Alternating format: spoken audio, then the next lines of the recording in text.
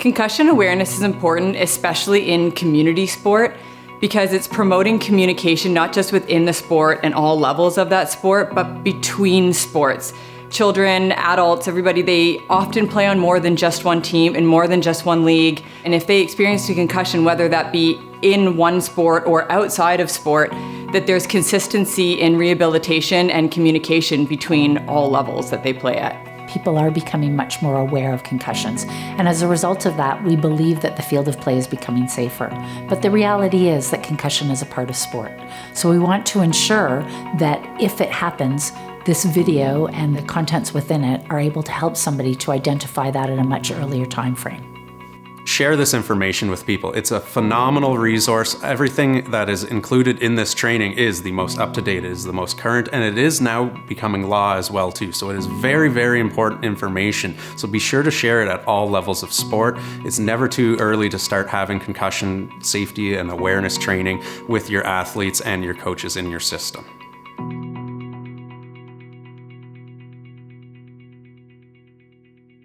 Welcome everyone. My name is Jen Bushell. I am a certified athletic therapist. We work with musculoskeletal injuries in rehabilitation and prevention of injuries as well as with concussions. I am here as a facilitator to bring forth concussion information so that everybody has the same information across sport. So the Concussion Education Initiative, what we're talking about today, is a project developed by the Ottawa Sport Council. So the Sport Information Resource Centre and Parachute Canada all combined to give you this concussion education to the community. The project is led by the Ottawa Sport Council, and a little bit of background on everything. The Ottawa Sport Council is a non-profit organization which supports over 750 clubs and leagues in Ottawa, and it's in order to strengthen community sport within our city. The Ottawa Sport Council partnered with SIRC, which is the Sport Information Resource Centre, and Parachute Canada to help deliver this pilot project. So SIRC is Canada's leading sport research centre and knowledge mobilization hub for concussion in sport. And Parachute Canada is Canada's national injury prevention charity and a recognized national leader on the topic of concussion. We would like to thank also Ontario Trillium Foundation for its generous support for this education initiative. So the information in this presentation is important for everybody in sport to learn. It's preventing, recognizing, and managing concussion in a team effort. So anywhere from athletes, parents, and coaches to officials, to teachers and researchers, as well as other healthcare professionals and bosses in the job field, everybody would have the same information. So the purpose of this session, and what I want everybody to be able to have by the end of this, is to provide concussion education that's appropriate for all stakeholders in sport. This education is meant to improve your knowledge and confidence to deal with concussion in your role with specific emphasis on these three areas on the screen in front of you or behind me. We want you to be able to recognize the signs and symptoms of a possible concussion. We want you to know how to respond when there is a suspected concussion. And we want you to understand the return to sport strategy approach for concussion management. So just a little note on the presentation that you're receiving today. The presentation content aligns with the Canadian Harmonized Concussion Protocol recognized by the Government of Canada and Sport Canada and the Rowan's Law protocol requirements in Ontario. So we'll talk a little bit about Rowan's Law because we just brought that up. So Rowan's Law was named for Rowan Stringer. She was a high school rugby player from Ottawa, and Rowan died in the spring of 2013 from a condition known as second impact syndrome, which is essentially swelling of the brain caused by a subsequent injury that occurred before a previous injury had had a chance to heal. So Rowan is believed to have experienced 3 concussions over a period of only 6 days while playing rugby, and her parents and her coaches didn't know. So Rowan's parents, alongside concussion advocates, wanted to create change to prevent other tragedies like Rowan's from happening. So Rowan's Law was passed in 2018, and it is the first and only concussion legislation in Canada, and it was also supported by all parties, which is a reflection on just how important this issue is and how powerful Rowan's story really is. So the key messages from Rowan's story that we want to take home are that everybody needs to be educated on recognizing the concussions and why it's so important to recognize concussions, as well as that continuing to play with a concussion can have some pretty serious consequences, along with communication, how important that is between teammates, between athletes and coaches, between the sport and the school and your workplace, just how important communication is. So Rowan's Law, which came into place as of July 1st, 2019, the first part of it, reinforces the importance of education and awareness. So as of July 1st, 2019, participants in sport are required to confirm that they've reviewed one of the government's official concussion awareness resources and their sport organization's concussion code of conduct. And this applies to athletes up to 25 years old, as well as parents or guardians if the athlete is under 18 years, as well as coaches. So this presentation, just as a note, does not replace these awareness requirements under Rowan's Law. Rowan's Law requires registrants to review these official Government of Ontario resources, and this session is helping provide complementary and supplementary information for that. So the second phase of Rowan's Law comes into effect on January 1st, 2021. And part of the second phase, sport organizations are now going to be required to have in place a removal from sport protocol as well as a return to sport protocol.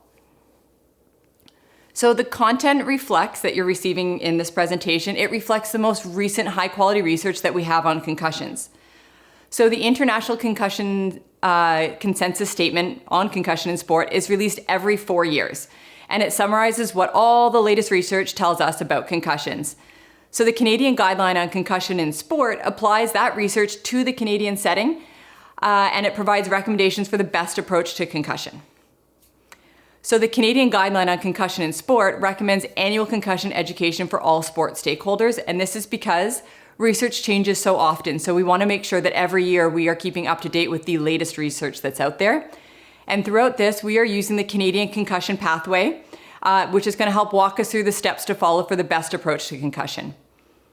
So in this presentation, we're going to address a bunch of these questions that you see behind me. So these are the questions that we'll be answering in this presentation. So things like what causes a concussion, what are the visual signs of a concussion, what should I do if I maybe suspect a more serious injury or a brain injury, as well as like what is a concussion exactly. We also have some more up there, like how can I learn more about concussion? So we're going to have some resources for you at the end of this. We're going to bring up some forms that are in here that you can use in sport. So we'll give you access on where you can access these forms. And then topics on baseline testing and things as well. So to start, what is a concussion? So a concussion affects the way that the brain actually works, and it's usually just for a short period of time. So remember that the brain controls everything that we do. It controls our thinking, our feeling, our decision-making, our personality. So an injury to how the brain functions can actually affect a person in a lot of different ways, and we'll discuss some of these symptoms later on in the presentation. So an interesting stat is that there's over 150,000 diagnosed concussions in Ontario alone each year. So something that I want everybody to remember from this is that a concussion is actually an injury to the brain. It is a brain injury and it affects the way the brain functions. And because we can't see the brain and we can't see how brain function actually happens, it's because a concussion is actually affecting the brain's structure. So because of this, we can't actually see concussions on medical imaging such as x-rays or scans. So what this means for us is that if someone has a suspected concussion, a health professional will not necessarily request a scan, and that asking for a scan isn't necessary either. They'll only do a scan if they're concerned for a different kind of head injury, such as if there's a fractured skull or a brain bleed. And even if there is an x-ray or a scan done and it comes back as normal, it also doesn't mean that there is no injury. There can still be a concussion present. So another thing about concussions is they're not just caused by a direct hit to the head. Impacts to the body can also cause concussions. Think of things like whiplash, so even in car accidents or if you're hit from behind on a field and your sort of head whips back and forth, that brain can sort of bounce back and forth in there. So you don't necessarily require direct head contact, and we'll show you a video right now that sort of demonstrates this.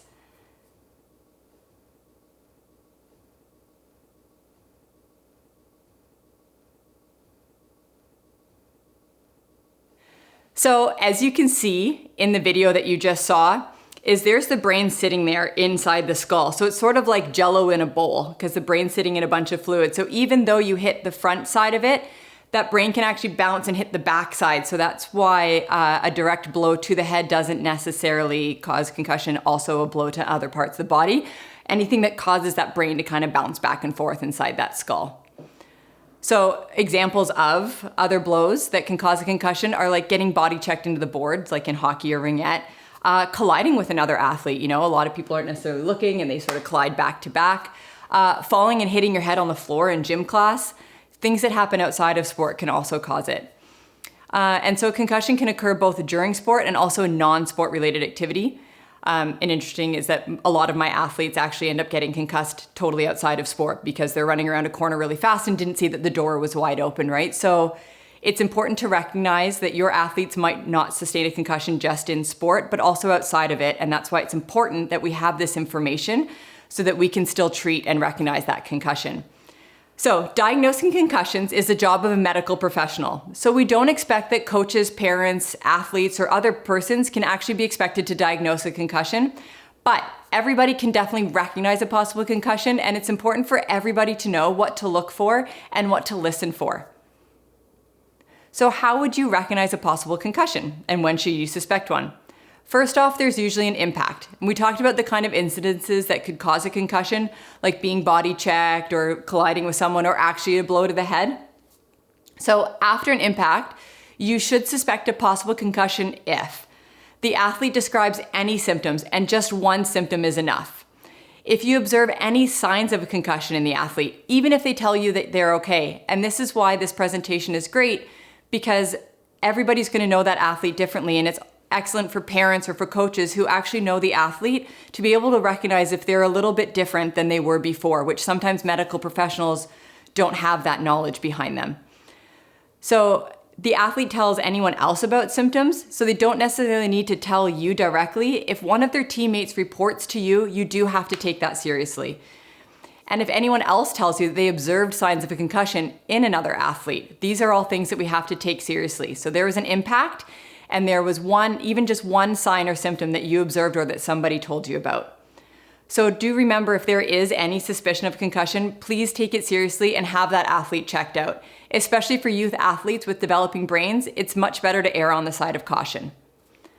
So we're going to talk about some common myths. So a common myth is that if there are no symptoms right away, then the athlete is fine. And this is actually false. So symptoms can show up right away, or they can actually show up sometime after the impact, and sometimes they may not show up until the next day. And this is because oftentimes that when you're first hit in the head, the brain goes through what we call like hyperactivity. Everything's firing and everything's going. Sometimes that can cause symptoms right away.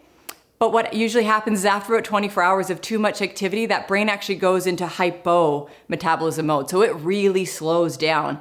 And sometimes the symptoms won't show up until that part happens. So that's why it's not always right away. It can happen the next day. Another common myth is that you only have a concussion if you get knocked out. And this is also not necessarily true. Loss of consciousness is not required for a person to have a concussion.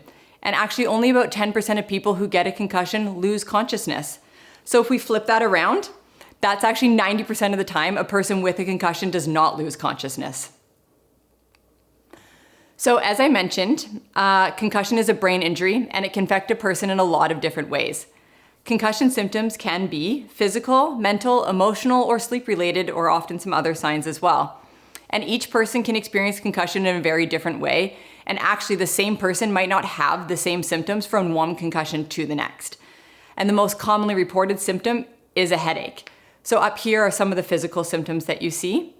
And those can be anything from dizziness or nausea or vomiting, sensitivity to light or sound, balance problems, some ringing in the ear, things like that. There's also cognitive symptoms, so the mental symptoms, like they feel foggy or slowed down. They have difficulty remembering and concentrating.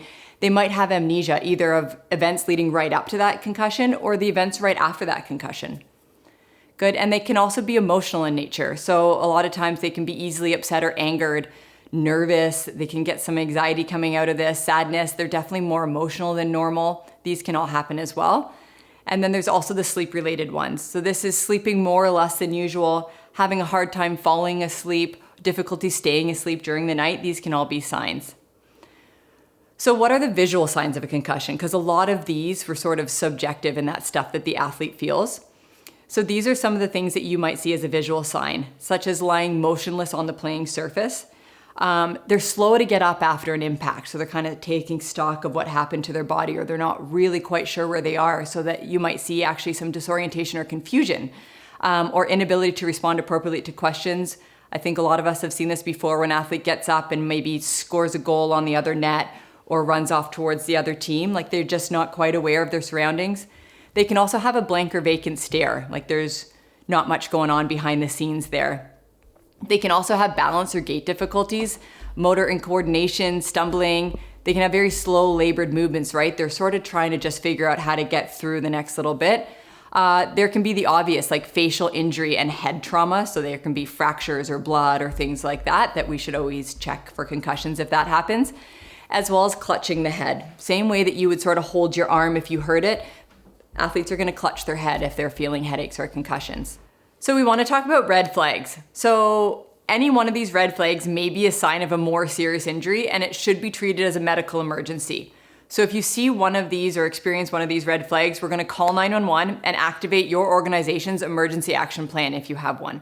So some of the red flags can be neck pain or tenderness, especially along the mid part of your spine there, double vision, weakness or tingling in your arms or legs, seizures or convulsions, loss of consciousness is one, vomiting more than once, severe or increasing headache, like that headache that's getting worse, and growing confusion or aggression.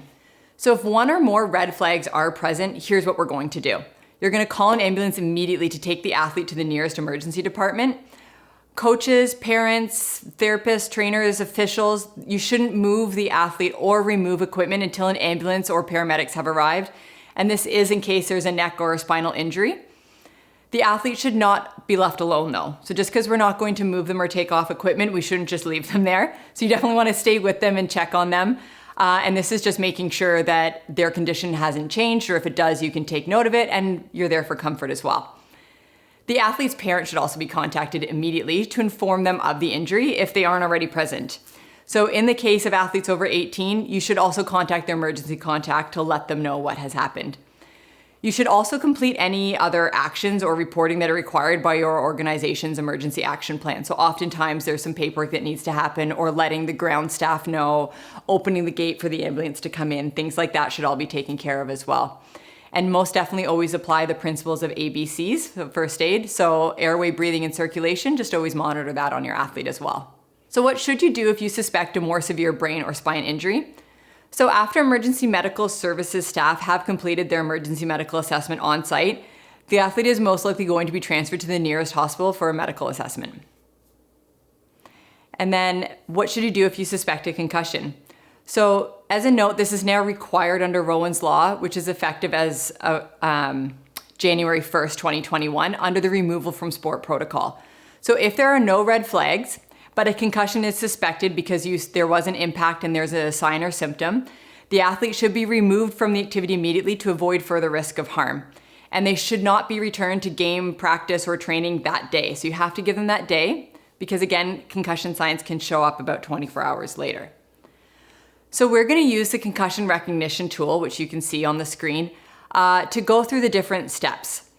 So this is great because it's a step-by-step protocol that you can follow, and you can have that in your kit or in your pocket or on your phone so that you can follow these things. So the concussion recognition tool, number 5, is known as the CRT5 as a short form, and it's a tool created by the Concussion in Sport group, and it's used internationally, which is pretty cool. So the tool is designed for use by anyone to help recognize a possible concussion. So step 1 in the tool, you're going to check for red flags if they are present. And then if they are present, we're going to call 911, and then that's pretty much the end of your using this tool because EMS is going to take it further. But if you don't recognize any red flags, then you're going to go to step 2, and that's where you're going to check for signs, like something that you can see. And then after that, you're going to check for symptoms. So these are the things that the athlete is telling you. And then after that, you're going to do the memory assessment. That's step 4. And then you can also adapt those for the context. So if you are just at a training, or if you're at a game, or wherever you are, you can use the questions appropriately. So step 1 has to be done first because those are the red flags that we need to rule out. But other than that, the steps don't have to necessarily be done strictly in order. So as you continue checking on that athlete, things might change and you might move back and forth or sort of loop through the different areas of the tool. And then this tool essentially describes what you should do in the case of a suspected concussion. So we're going to watch a video here, and you're going to pay attention to athlete number 8. She's in the white jersey with the blue shorts, and you're going to see her sort of go through that so you can watch it through a few times. And then we're going to use the CRT5 to sort of walk through what we would do there.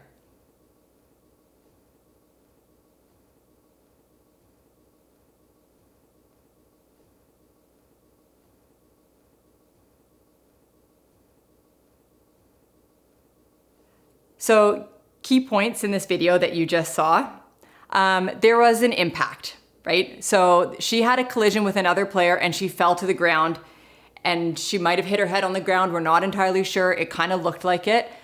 So right there, we're kind of suspecting like I saw an impact, right? So the first thing that we need to do is step number 1, check for red flags. So in this video, we don't see any red flags, but you can always ask that athlete too if they're experiencing any of those signs, like, you know, double vision or tingling in their arms and legs, or if they have tenderness along their neck or anything. If they say yes to these, or you have observed any if they'd happened, that's the end of this tool. We call 911 and 911 takes it from there. If not, then we get to move on to step 2. So now we've recognized an impact. So now we have to see if there are any signs or symptoms. We saw that she was kind of slow to get up, right? She was clutching her head. And then we can also ask, what does that athlete report, right? Does she have a headache? Sometimes I like to ask, you know, how bad is the headache, as opposed to, do you have one? Because that way you sort of can trick that athlete into answering. It's sometimes just how you phrase the context, because they like to say no.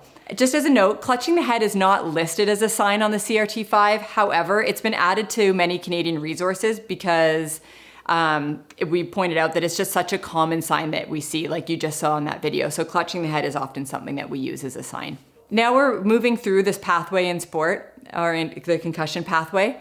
So under Rowan's law, removal from sport protocol, which as I said is coming into effect as of January 1st, 2021, all youth athletes with a suspected concussion must undergo a medical assessment.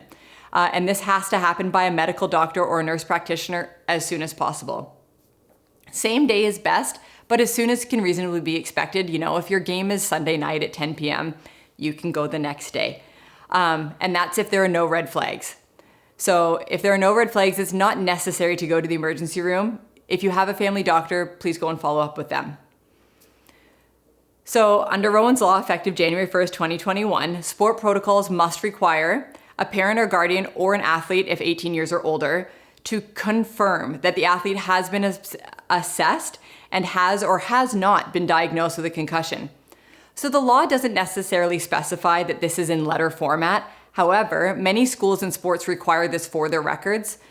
They might accept other formats, such as an email confirmation, but here's an example of a medical assessment letter that you see, and we'll give you the resources to be able to have these templates as well. So an athlete who has not been diagnosed with a concussion can return to their regular activities. They don't need to go through the gradual return to sport steps. So there was an impact, and you observed a sign or a symptom, and so you had to go take them to a medical doctor or nurse practitioner for an assessment. It could happen though that there's no concussion, and so then they can go back. But if there is a diagnosed concussion, then we will go follow through the return to sport steps. Good.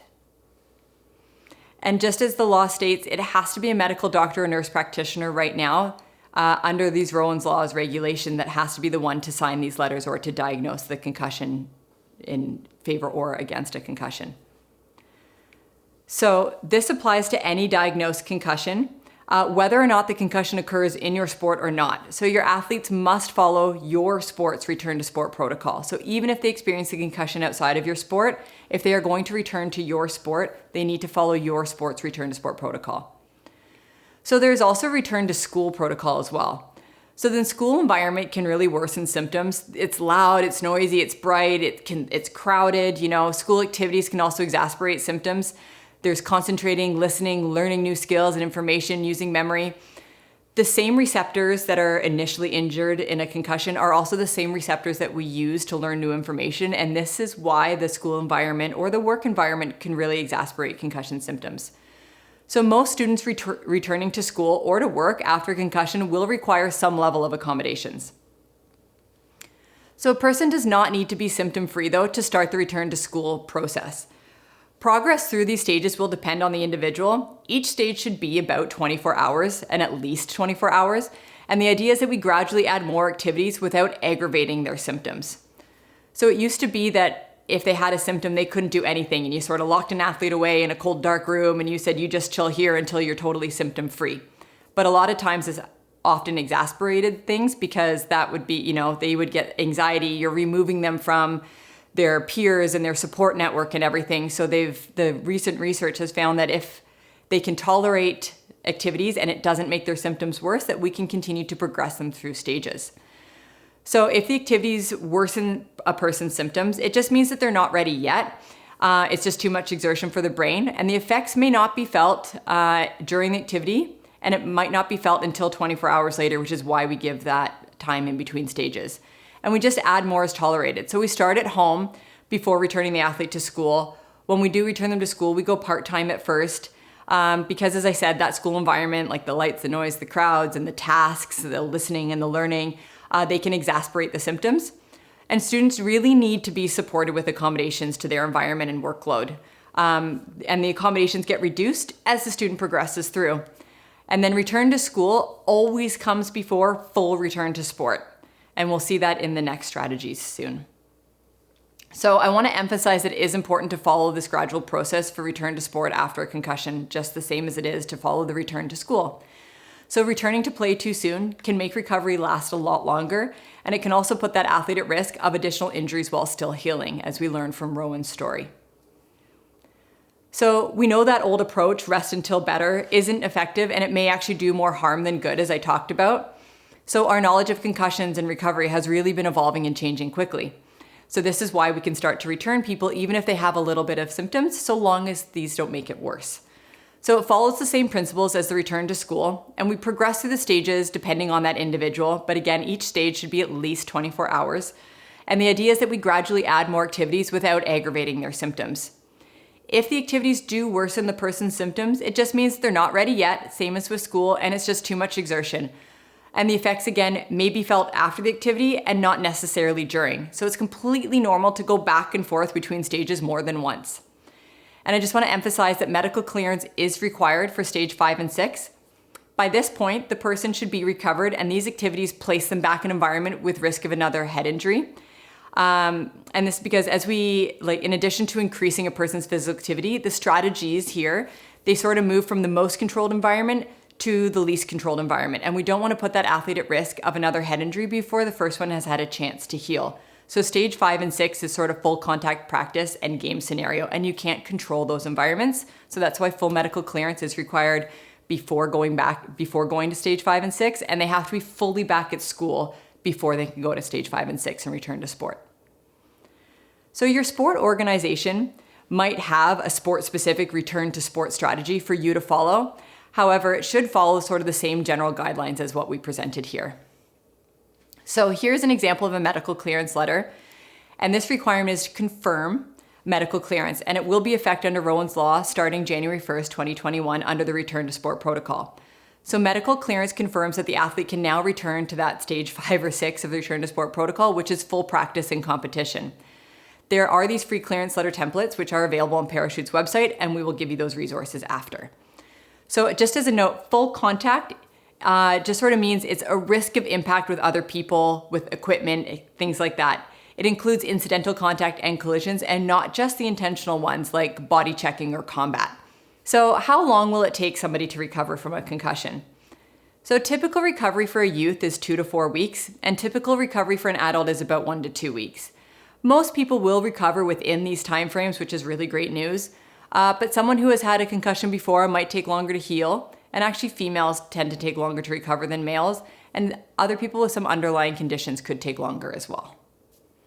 So a small number of these people that I've talked about might actually take longer to recover, and it's approximately 15 to 30% of people that will experience prolonged symptoms if they've experienced a concussion, and this also might require additional medical assessment and management.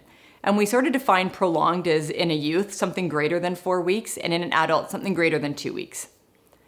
So athletes with prolonged symptoms may benefit from referral to medically supervised, multidisciplinary concussion clinic. These clinics have access to professionals with licensed training in traumatic brain injuries, and they may include, your sport medicine doctor, neuropsychology, a sport physio, your athletic therapist, and it can even be occupational therapy for return to work or school, neurology, and other rehabilitation medicine. So there's a whole host out there. So how can coaches help prevent concussions and their consequences? So coaches can really help with drills and skill development, which is important for injury prevention, such as proper tackling techniques, like in rugby or football.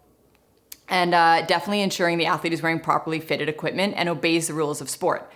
And just a note on the equipment, that properly fitted equipment is not meant to say that helmets prevent concussions. Examples of properly fitted equipment are shoes and skates that fit properly and are tied up to prevent falls, that your headgear fits properly so it doesn't move around and impede the player's vision, blades are in good condition to enable skilled skating, things like that. Helmets and mouth guards, they're there to prevent more traumatic injuries to the face or the skull or the jaw. How can parents help prevent concussions and their consequences? So ensuring that your player completes that annual concussion education, ensuring the player is also wearing properly fitted equipment. So this can happen on every level, from at home to in sport. We can all ensure that the athlete has the equipment that they need and that it fits properly.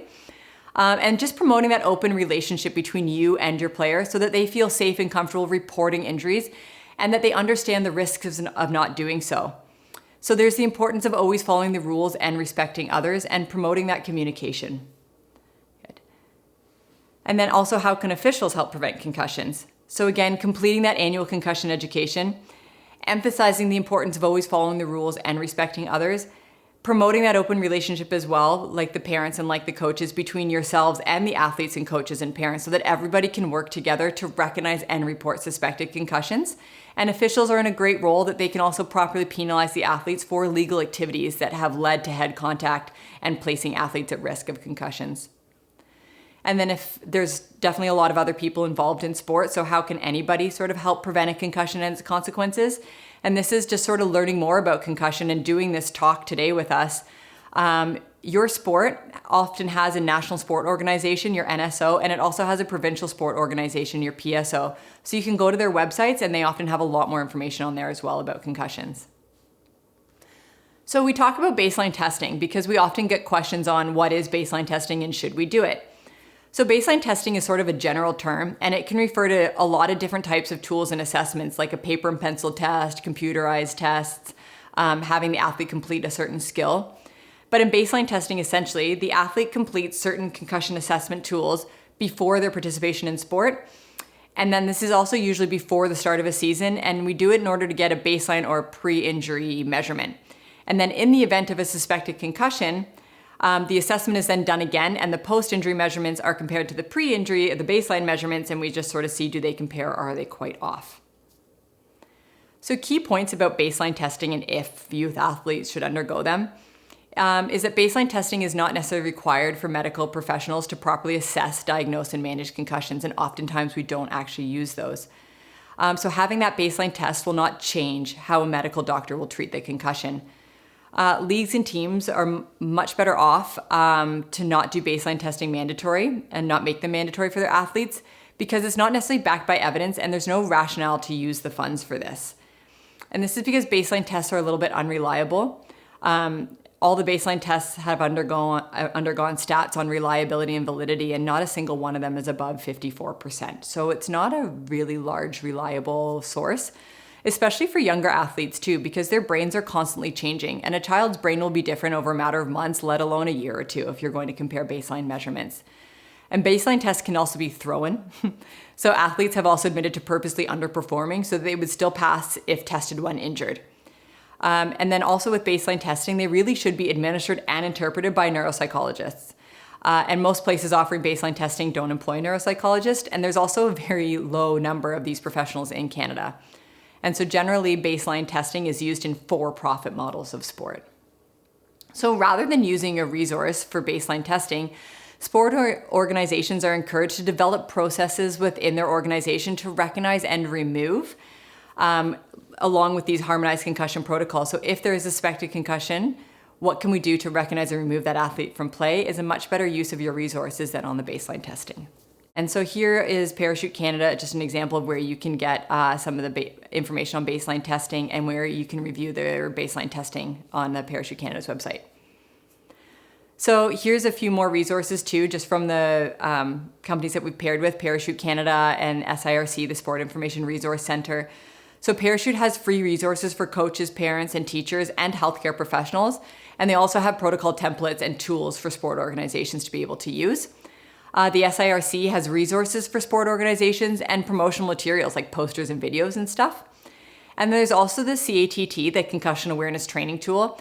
And it has free e-learning and resources for coaches, players, parents, school professionals, medical professionals, workplaces. They've got a bunch of templates on there.